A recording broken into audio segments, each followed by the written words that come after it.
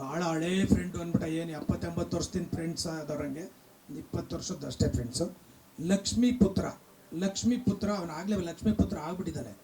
ಲಕ್ಷ್ಮೀ ಪುತ್ರನಿಗೆ ಒಳ್ಳೆ ಟೈಟ್ಲ್ ಇಟ್ಟು ಲಕ್ಷ್ಮೀ ಪುತ್ರ ಅಂತ ಮಾಡ್ತಾಯಿದ್ದಾರೆ. ಪ್ರೊಡ್ಯೂಸರ್ಸ್ಗೆ ಒಳ್ಳೇದಾಗಲಿ. ಹಂಗೆ ಹೆಂಗೆ ಹೆಸರಿಟ್ಟಿದ್ದಾರೆ ಲಕ್ಷ್ಮೀ ಪುತ್ರ ಅಂತ, ಹಂಗೆ ದುಡ್ಡು ಲಕ್ಷ್ಮಿ ಹರಿದು ಬರಲಿ. ಫಸ್ಟ್ ಟೈಮು ಡೈರೆಕ್ಷನ್ ಮಾಡ್ತಾಯಿದ್ದಾರೆ ಸ್ವಾಮಿಯವರು, ಅವ್ರಿಗೂ ಸಹ ಒಳ್ಳೇದಾಗಲಿ. All the best.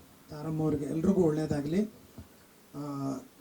Next Bhagyalakshmi ಅಂತ ಇಟ್ಬಿಟ್ಟು ಮನೆಗೊಂದು ಒಳ್ಳೆ ಭಾಗ್ಯಲಕ್ಷ್ಮಿ ಬರಲಿ. ನೆಕ್ಸ್ಟ್ ಪಿಕ್ಚರು ಈಗ ಲಕ್ಷ್ಮೀ ಪುತ್ರ ಅಂತ ಇಟ್ಟಿದ್ದೀರ, ದುಡ್ಡು ಬರ್ತಾ ಇದೆ. ನೆಕ್ಸ್ಟ್ ಭಾಗ್ಯಲಕ್ಷ್ಮಿ ಅಂತ ಮಾಡು, ಅದಕ್ಕೆ ಅವಾಗ ಮನೆಗೆ ಸೊಸೆ ಬರ್ತದೆ. ನಿನಗಲ್ಲ, ನಿಮ್ಮ ಅಮ್ಮನಿಗೆ. ಹಾಗೆ ಎಲ್ರಿಗೂ ಒಳ್ಳೇದಾಗಲಿ. ಲಕ್ಷ್ಮೀ ಪತ್ರಕ್ಕೆ ಆಲ್ ದಿ ಬೆಸ್ಟ್.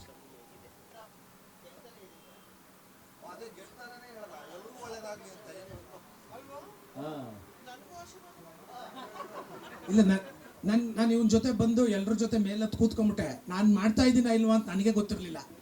ಇಲ್ಲಿ ಕೇಳ್ಕೊಂಡೆ, ಆಮೇಲೆ ಅವರು ಮಾಡ್ತಾ ಇದ್ದಾರೆ ಅಂದಾಗ ನನಗೆ ಕನ್ಫರ್ಮೇಷನ್ ಆಯ್ತು ನಾನು ಮಾಡ್ತಾ ಇದ್ದೀನಿ ಅಂತ. ಬಂದಾದ್ಮೇಲೆ ಹೇಳೋಣ, ಸರ್ಪ್ರೈಸ್ ಕೊಡೋಣ.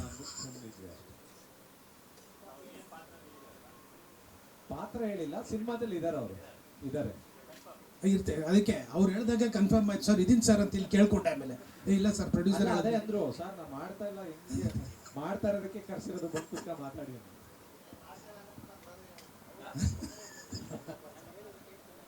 ಲಕ್ಷ್ಮಿ ಇದ್ರೆ ಮಾತ್ರ. ಹಂಗೆ ಲಕ್ಷ್ಮಿ ಇರೋ ಕಡೆ ಎಲ್ಲ ಇರ್ತಾರೆ, ಹಂಗೆ ನಾನು ಇದ್ದೀನಿ. ಲಕ್ಷ್ಮೀ ಪುತ್ರಕ್ಕೆ ಒಳ್ಳೇದಾಗಲಿ. All the best. ನನಗೂ ಒಳ್ಳೇದಾಗಲಿ. ಧರ್ಮಣ್ಣ